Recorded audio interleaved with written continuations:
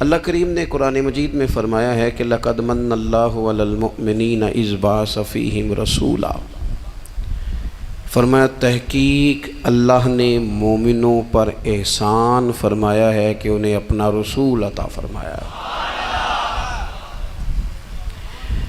اس کا صرف ترجمہ کبھی بندے کی سمجھ میں آ جائے نا تو سارا میلاد اس کی سمجھ میں آ جاتا ہے۔ صرف اس آیت کا آسان سادہ ترجمہ اگر سمجھ لیا جائے کہ رب کہتا ہے میں نے احسان کیا تم پر، تمہیں اپنا رسول دے دیا ہے۔ وہ دو عالم کی رحمت ہیں، وہ جہاں چاہتے وہیں رہتے، یہ تو ان کی مہربانی ہے کہ یہ عالم پسند آیا۔ نبی پاک صلی اللہ تعالیٰ علیہ وسلم ہمارے اوپر رب کا سب سے بڑا احسان ہے، اور اللہ تبارک و تعالیٰ نے سسکتی، تڑپتی، بے چین، پریشان، تکلیف میں مبتلا اپنی مخلوق پر رحم فرمایا اور رسول کریم عطا فرمائے۔ نبی پاک صلی اللہ تعالیٰ علیہ وسلم کی تشریف آوری نے ایک ایک ذرے پر احسان کیا، حضور سے ایک ایک نگر، ایک ایک پتا فیضیاب ہوا، لیکن بعض چیزیں ایسی ہیں جنہیں خصوصی طور پر سرکار نے نوازا، بعض معاملات پر خاص کرم نوازی حضور نے فرمائی۔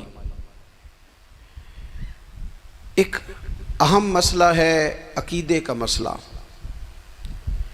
جس بندے کا کوئی عقیدہ نہیں نہ ہوتا، کوئی نظریہ نہیں ہوتا، کوئی اس شخص کا خاص مزاج نہیں ہوتا سمجھنے والا، ماننے والا، وہ بندہ بھی بیچارہ کوئی زندگی کا لطف نہیں اٹھا پاتا۔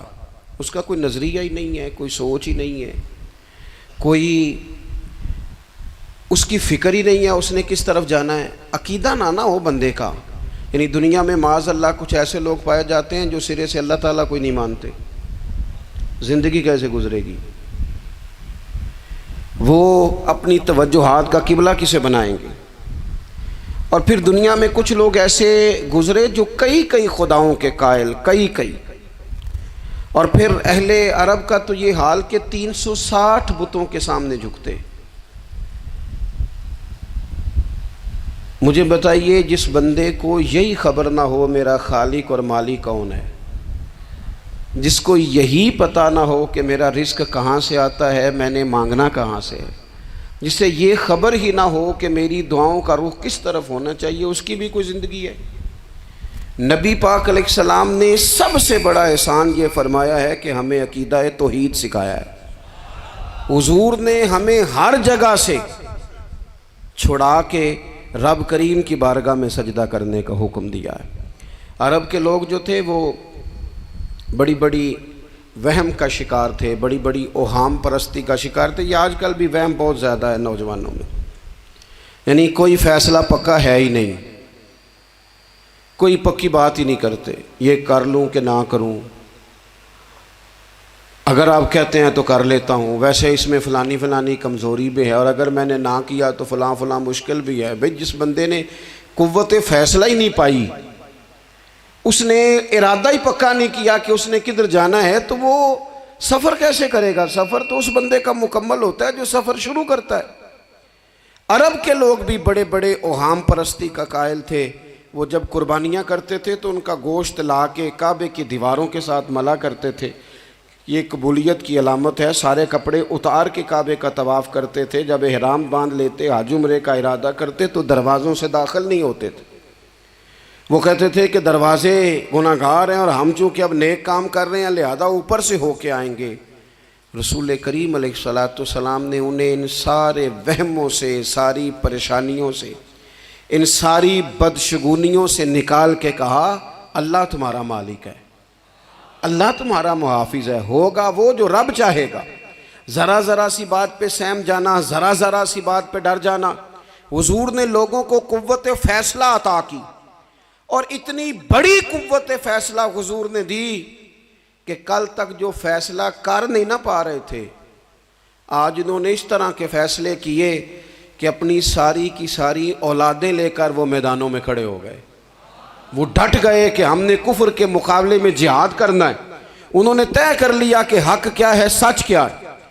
نبی پاک علیہ الصلوۃ والسلام نے ہمیں عقیدہ توحید دیا اور وہ طے کر کے دیا ہے نبی پاک نے، سجدہ سوائے اللہ کے کسی کو جائز، اگر کوئی عبادت کی نیت سے کرتا ہے تو سجدہ کفر ہے، اور اگر تعظیم کی نیت سے کرتا ہے تو حرام ہے۔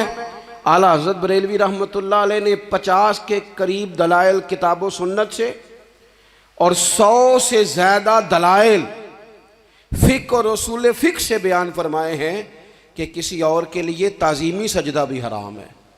نبی پاک علیہ السلام تشریف فرما تھے تو کچھ جانوروں نے آ کے حضور کے قدموں پہ سجدہ کیا، پیش نظر ہے وہ نوبہار اور سجدے کو دل ہے بے قرار، روکیے سر کو روکیے یہی تو امتحان ہے۔ کچھ جانوروں نے جب سجدہ کیا تو صحابہ عرض کرنے لگے یا رسول اللہ صلی اللہ تعالیٰ علیہ وسلم ہمارا بھی دل کرتا ہے، تو حضور نے فرمایا بھی سجدہ سوائے رب کے کسی کے لیے جائز نہیں ہے، ہاں اگر جائز ہوتا تو میں خاتون سے کہتا کہ اپنے شوہر کو سجدہ کرے۔ نبی پاک علیہ الصلوۃ والسلام نے حد بندی کر دی۔ اور پھر دیکھیں یہ جو ہم میلاد مناتے ہیں نا، یہ میلاد اللہ تعالیٰ کی توحید کا بہت بڑا اعلان ہے۔ ہم کہتے ہیں نبی پاک کا میلاد ہوا، جس کا میلاد ہوتا ہے وہ خدا نہیں ہوتا، جو پیدا ہوتا ہے وہ رب۔ جب ہم میلاد منا رہے ہوتے ہیں تو ہم یہ بتا رہے ہوتے ہیں بھئی حضور خدا نہیں، حضور تو 12 ربیع الاول کو پیدا ہوئے، تو جو پیدا ہو رب پیدا، لم یلد ولم یولد، اللہ تبارک و تعالیٰ پیدا نہیں ہوتا، مالک تو ازلی ابدی شانیں رکھتا ہے۔ اس لیے عقیدہ توحید بندے کو مضبوط کر دیتا ہے۔ انسان جب عقیدہ توحید والا ہو جاتا ہے، اور نبی پاک علیہ السلام دنیا میں رب کی طرف بلانے آئے، وداعیا الی اللہ باذنہ وسراجا منیرا، حضور نے لوگوں کو اللہ کی جانب دعوت دی۔ جب انسان توحید والا ہو جاتا ہے تو مضبوط ہو جاتا ہے، وہ کسی سے نہیں ڈرتا، وہ سمجھتا ہے ہونا تو وہ ہے جو میرا رب چاہے گا، مجھے پریشان ہونے کی ضرورت کیا ہے۔ پھر اس کا بھروسہ بھی اللہ تعالیٰ پر، اس کی امیدیں بھی اللہ رسول سے، اس کی توجہات کا قبلہ بھی سارا ادھر ہی۔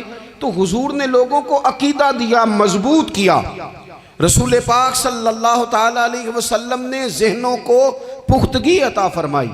تو سب سے بنیادی چیز حضور کا جو احسان ہے وہ عقیدہ ہے۔ پھر بعض خاص طبقات پر حضور نے خاص احسان کیا۔ آج بھی پوری دنیا میں ڈنڈورا پیٹا جاتا ہے عورتوں کے حقوق کا،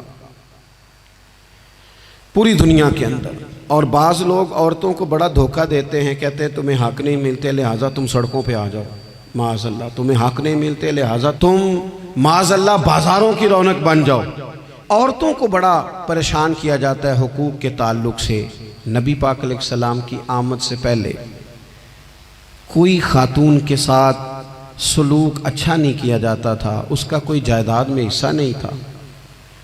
عورت کا خامد اگر فوت ہو جاتا تو وہ اپنے سسرال کے خاندان کی پراپرٹی بن جاتی معاذ اللہ، اور جس کے مرضی چاہے سپرد کر دیتے۔ ہندوستان کے بعض علاقوں میں ایسی کبھی رسمیں بھی پائی جاتی تھی کہ بعض عورتیں اپنے خامد کے ساتھ جل جانا مناسب سمجھتی تھی کہ بعد میں کوئی زندگی تو ہوگی نہیں، اور بیوہ خاتون اور طلاق یافتہ خاتون، اس کے بارے میں تو لوگوں کا خیال تھا کہ شاید یہ خاتون بالکل سوسائٹی اور سماج کا حصہ ہی نہیں ہونی چاہیے۔ قربان جائیں، یہ اعزاز میرے نبی پاک نے دیا ہے۔ حضور نے پہلی شادی ہی اس خاتون سے کی ہے جن کا پہلے بھی نکاح ہو چکا تھا، اور خاتون کو حضور نے حقوق دیے، جائیداد میں حصہ دیا۔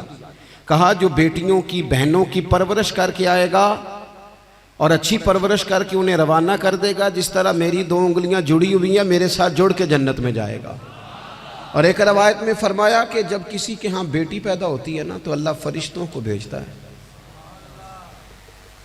اور وہ اس کے گرد کھڑے ہو جاتے ہیں اور گھر والوں کو سلام کہتے ہیں، اور کہتے ہیں یہ ضعیفہ ایک ضعیفہ سے پیدا ہوئی ہے، یہ کمزور یعنی صنف کے لحاظ سے کمزور نازک بچی ایک نازک ماں سے پیدا ہوئی ہے۔ فرشتے کہتے ہیں جو اس کی پرورش کرے گا نا اللہ قیامت تک اس کی مدد کرے گا، اس کی ہمیشہ مدد ہوتی رہے۔ اور نبی پاک صلی اللہ تعالیٰ علیہ وسلم کی خدمت میں آ کے جب خواتین نے کہا تو نا یا رسول اللہ ہمارے تو دین دنیا کے معاملات میں مردوں کے تعلق سے کمزوری ہے، کئی دن تو ہم ویسے نماز نہیں پڑھ سکتی مہینے میں، کئی دن تو ہم ویسے عبادات کے قریب نہیں جا سکتی، جہاد پہ ہم نہیں جاتی، گواہی ہماری مردوں کے برابر نہیں، تو یا رسول اللہ صلی اللہ علیہ وسلم ہمارا بھی کوئی اعزاز ہے؟ تو حضور نے فرمایا جب کوئی خاتون حاملہ ہوتی ہے نا تو اللہ اسے اتنا ہی ثواب دیتا ہے جتنا جہاد کرنے والے کو ثواب دیتا ہے، اور جب بچہ پیدا ہوتا ہے تو اللہ تعالیٰ اسے شہادت کا درجہ عطا کرتا ہے، اور جب وہ بچوں کو دودھ پلاتی ہے تو رب اسے غلام آزاد کرنے کا ثواب عطا کرتا ہے۔